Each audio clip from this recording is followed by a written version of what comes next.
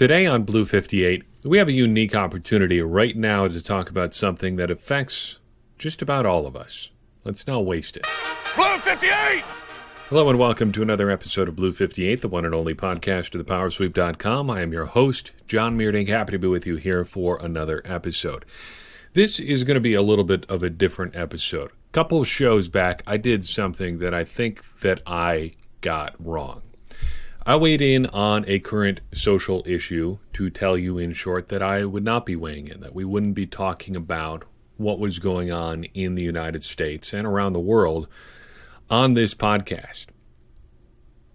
All of these protests sparked by the death of George Floyd, Breonna Taylor, many, many others. And I've thought about what I said on that show a lot. And I think it could be taken in a way that comes across as being maybe dismissive of what's going on in the world today. Or maybe like abdicating responsibility, saying, I just would rather not deal with that, so we're not going to. And at least one of you felt that that was the case and reached out to tell me so. Podcast listener Damien and I have been emailing back and forth over the past week. And I think I'd like to take another stab at discussing this, because I'm sure if he feels that way, there are other people who might think that way too. And plus, this is an important time, I think, in our country. And we've got a unique opportunity, even if what is going on now doesn't ultimately change anything. We've got an opportunity to at least talk about why it's happening. And if you're not up for talking about racism on this podcast, or you don't think this is the venue for that, I get that. You certainly don't have to take part in this conversation. I've put a time code for the next part of the show. We're going to be talking more about Take Your Eye Off the Ball, Chapter 12. If you want to jump ahead to that part of the podcast, go ahead. But I think we can talk about racism in our country as it pertains to the world of sports in a smart way, in a way that helps us understand things a little bit better on the show. And I think we should do that. So here we go. I realize there is a chance this could just be another white dude talking about racism. I get that. If that's your take too, feel free to tell me to go take a hike. But these are just going to be a few thoughts here. This is kind of where I'm at on this stuff. America has a problem with racism. I don't think that's deniable after the past couple of weeks. I think we've pretty well established that we got a ways to go on that. And I think it's pretty clear that this isn't just about police and black people or brown people or white people. This sort of stuff, racism, racist attitudes, bias, prejudice, some sort of stuff on that spectrum shows up in just about every part of our culture. And I think to pretend that there's a part of our culture that isn't affected by it is kind of naive. And I think, for my part, I've been a little bit naive in my thoughts about race in the past, and I think a lot of that has to do with my upbringing. So I'm from a place called Cedar Grove, Wisconsin. If you are familiar at all with the eastern part of the state of Wisconsin, you've probably been by it at one point. There's very little reason for you to ever have been there for any extended amount of time. But if you've traveled from Milwaukee to Green Bay, you've been by where I'm from. It's pretty close to Sheboygan, 10-15 minutes away, a little small Dutch community of about 2,000 people. And just because it's Dutch, you can pretty well guess that it's a little white town. There's 99% white people there. I did not see a black person in my hometown until I was probably 8 or 9 years old. And then I think it was the son of a missionary that came to our church one summer. I was the first black kid my age that I ever met. We didn't have a minority person that we interacted with regularly in Cedar Grove until I was probably about that same age, 8 or 9 years old. And it happened, I'm sorry to say, in the most stereotypical way. An Indian man and his wife bought a gas station in Cedar Grove. I swear that's what happened. But hey, so that is the background that I come from to this conversation. And I think the biggest part of this for me and realizing why it's important to talk about this is recognizing that not everybody has the same life experience that I do. And I think maybe a better way to put that is something that I think you can relate to regardless of your race. Your parents. So I grew up in the stereotypical American nuclear family. My dad went to work. My mom stayed home with me and my brother. It just was the two of us and my mom and my dad. We had a dog, and that was life. Went to school, played sports, all the stuff like that. And if you watch TV, watch sitcoms, whatever, growing up, you start to think that everybody tends to live that way. But in reality, that's obviously not the case. Willing to bet a good number of you listening out there came from single-parent households, or had parents who were divorced, or had a parent who passed away, or maybe you didn't live with either of your parents at all, and you lived with a grandparent or something like that. It took a long time for me to really internalize the fact that most people, well, maybe most people do grow up like I did, but a good number of people don't. And it took me even longer to figure out that that has a lot of effects on how you live the rest of your life.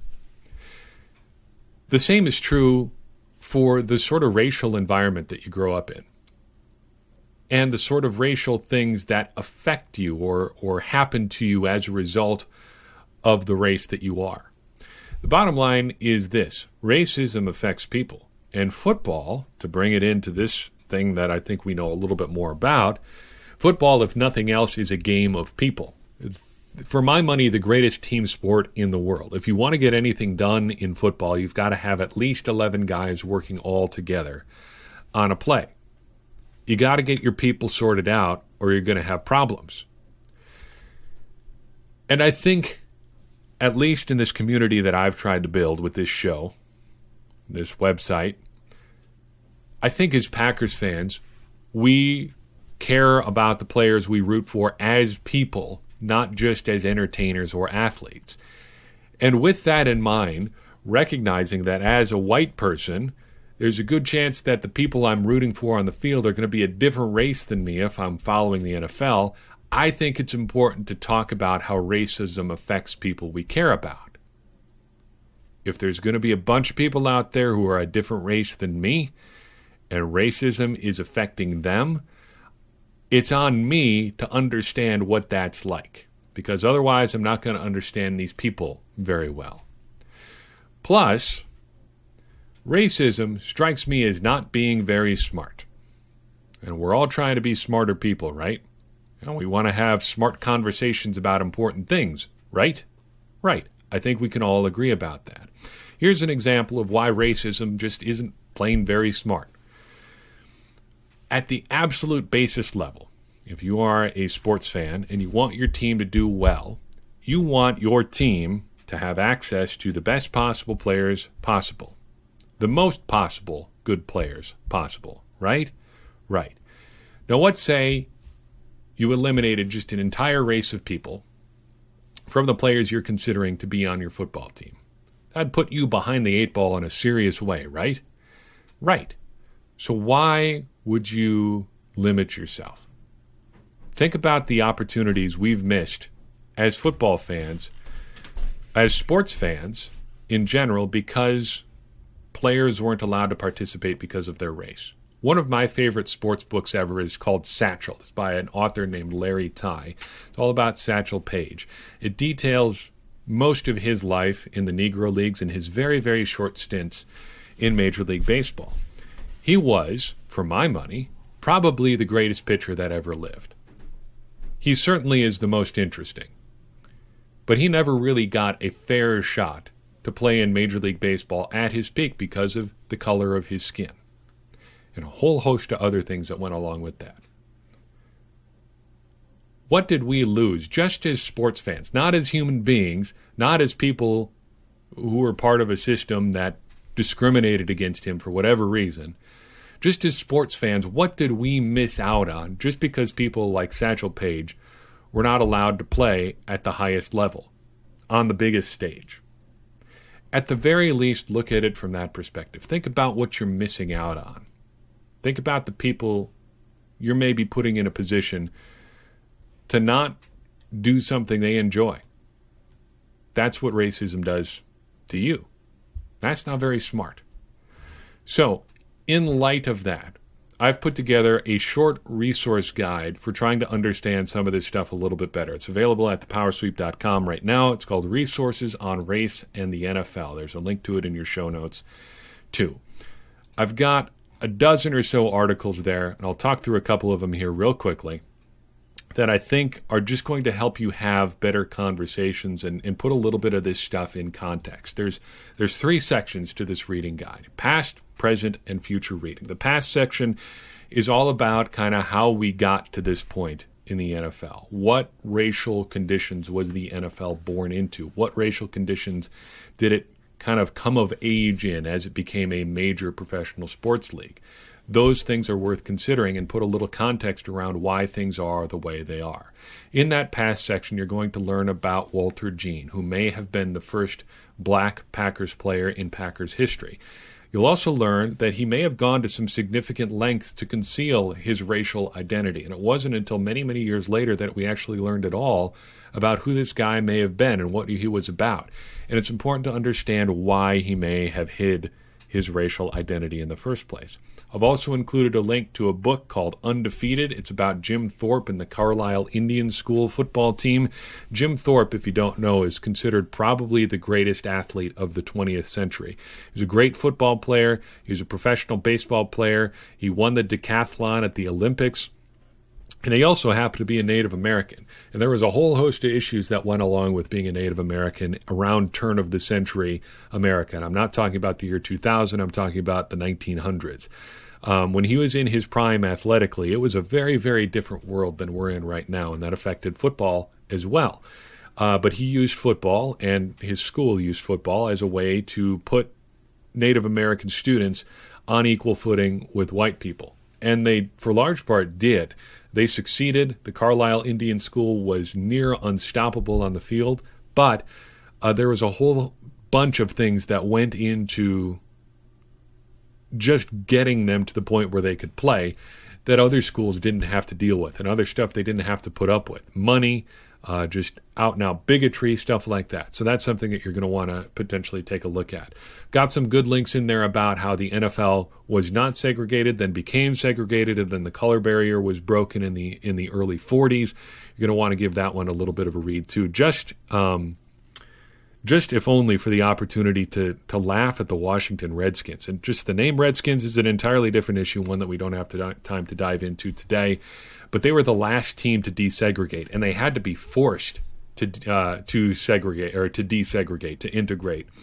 And it took some pretty heavy hitters to get that done. So that's what you'll find in the past section. In the present section, got stuff about being a black quarterback in the NFL, how hard it is to get a coaching or general manager job if you're a black man, and you would not believe some of the numbers here. And then solutions. How do we get past this? How do we get to a point where you don't need things like the Rooney Rule? And is the Rooney Rule even a good idea? Spoiler alert, probably not, because it's not really doing a whole lot.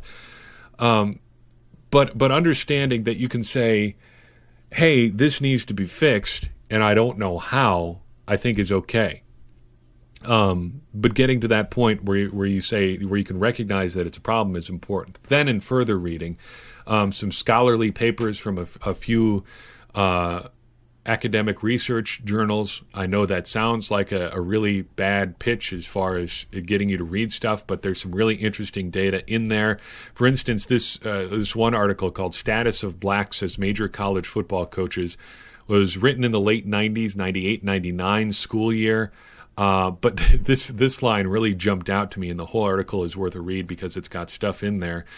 Quoting from the article now, quote, nearly 70% of the black college coaches we surveyed agreed to some extent that their job security and career opportunities are not related to their ability to coach on the football field, end quote. Basically, a lot of coaches, at least in that time, thought they were being taken on as sort of token black men. I guess you can say that. But I share all this stuff with you in hopes of, like I said, helping us continue to become smarter football fans, smarter people. Because, like I said, racism, not very smart.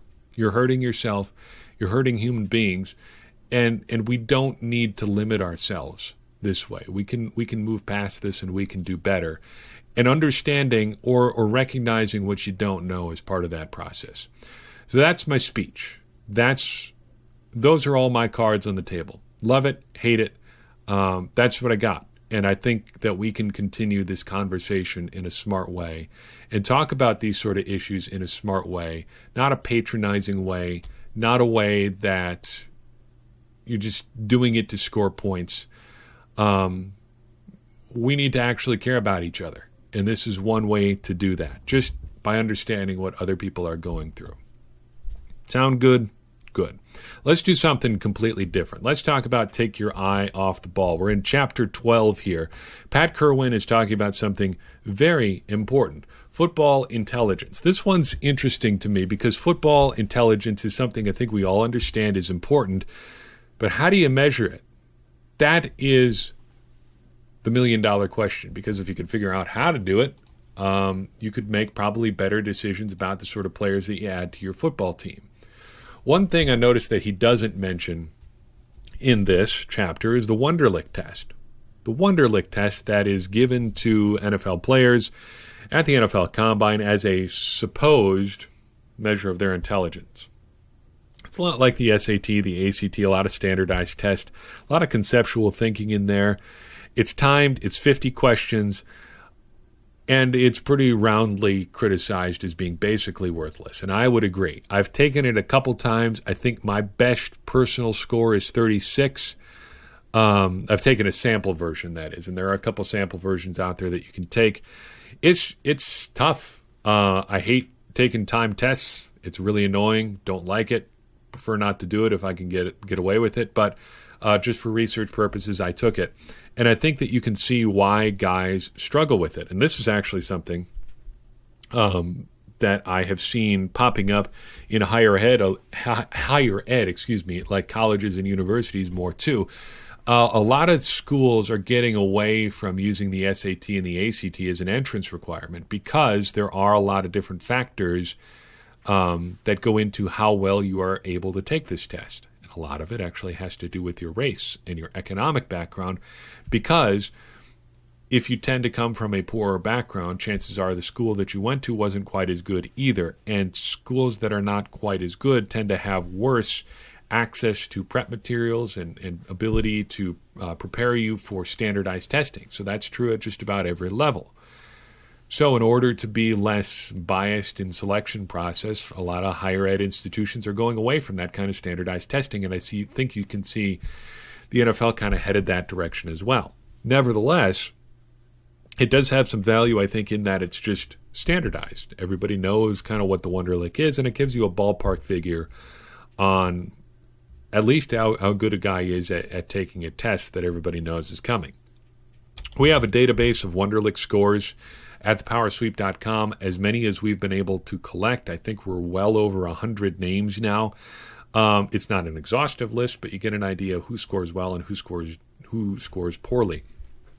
The current highest score in our database is Clark Harris, who was drafted by the Packers as a tight end, converted to a long snapper. He scored a 40 on the Wonderlic, so a real smart guy. Aaron Rodgers right up there near the top as well with a 35. Hunter Hillenmeyer, a linebacker, right up there too near the top with a 39. Just a couple names you might recognize. So the Wonderlic, limited value, but it's still sticking around, and you can learn a little bit more about that. I'll throw a link to the Wonderlic test in your show notes as well. Kerwin also talks about the importance of information absorption. And I think this is something that needs to get driven home with people. When they talk about a player being stupid, you just got to remember how much information these guys have to absorb. I've referenced the site footballxos.com, where you can take a look at real NFL playbooks. Here is a couple facts that you might want to bear in mind just about Mike Holmgren's 1997 Packers offensive playbook. In that playbook, There are 7 different personnel groupings, 7 different backfield alignments, 8 different alignments for the running back alone, 8 different motions for the running back, 6 different fullback motions, 8 different tight end alignments, 3 different tight end motions, and that's not even the full offensive formation. You still got multiple wide receivers out there, motions that they can do. That's a lot of information for guys to be processing as they get it in the huddle. And boy, are they getting a lot of information in the huddle. Literally, this second play in Mike Holmgren's playbook reads like this: Brown right, slot A right, 322 Y stick. You got to process all of that in the huddle, figure out what your job is, get to the line of scrimmage, analyze the defense across from you, analyze the guy who's lined up directly across from you, and do that all in less than 40 seconds. There's a lot of processing going on there. And yeah, it is these guys' full-time jobs to know how to process that information, but there's just a lot of stuff going on. And you got to make sure that you're getting guys who can process that information well. I also thought it was a really good point how he called out, figuring out what kind of learner guys are. What kind of learner are you? Are you an auditory learner? Do you learn from people speaking to you? I sure hope so. If you're listening to a podcast, hello, auditory learners right now. Are you a visual learner? Do you like to see things up on a whiteboard? Are you a tactile learner? Do you learn by doing? All of these are important factors. And getting through to guys, or rather coaches who are able to get through to guys, are probably going to be the ones who figure out how best to just get through to people who learn in different ways. Because if you've got 60, 65 guys on your roster, counting the practice squad and various other guys you have hanging around, you're going to have a few different learning styles in there. So how do you communicate your information effectively?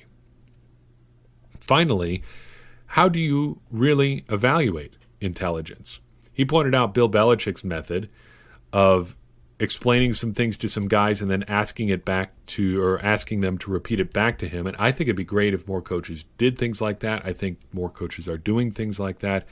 But this actually reminded me of something that is common, although less so based on the research that I did today. In the medical profession, specifically surgery, if you're learning to be a surgeon, the see one, do one, teach one method. So say you're learning how to do this new, knee surgery procedure. You'd watch some surgeon do one. You would then do one yourself, and then you would teach somebody else how to do one. By that point, you've gotten instruction from a master person. You've done it yourself, and then you've processed that information effectively enough that you could teach somebody else how to do it as well. By that point, that information is going to be in your brain pretty firmly. And I think that's probably a pretty great way to get football information into your brain as well. In fact, the season I played college football, we did something pretty similar to that. We had Playbook buddies. So every freshman player was assigned to an older player from their same position group to ask questions about specific plays and what they were supposed to do when they were on the field. And you were supposed to shadow that person during practice every day. And if there was a play that you had a question about, you were supposed to ask them first. And if they couldn't answer it, then you would ask a coach. But that just reinforced, first, team relationships, building those relationships within your team, but also everyone on the team who was in a position of leadership knowing the playbook well enough that they could teach it. And then that takes some of the burden off your coaches having to teach things, but also make sure that you've got a good core of experienced players who know what you're doing. The bottom line, again, is that intelligence is very important. It's tough to know exactly how to quantify it, but there are ways that you can do it, and figuring out what those ways are that work well for your football team are very important as well. That's all I've got for you in this episode. I do appreciate you listening in. Thanks to everybody who takes the time to download one of these episodes, to tune in, to support what we're doing, all of those fine things. If you think somebody would have benefited from this episode, go ahead and share it with them. I would appreciate that. It'd mean a lot to me, and would continue to expand and continue this conversation around the Green Bay Packers, because that, as I always say, is how we're going to help everybody become smarter Packers fans. And as I always say, smarter Packers fans are better Packers fans, and better Packers fans are what we all want to be. I'm your host, John Meerdink. We'll see you next time on Blue 58.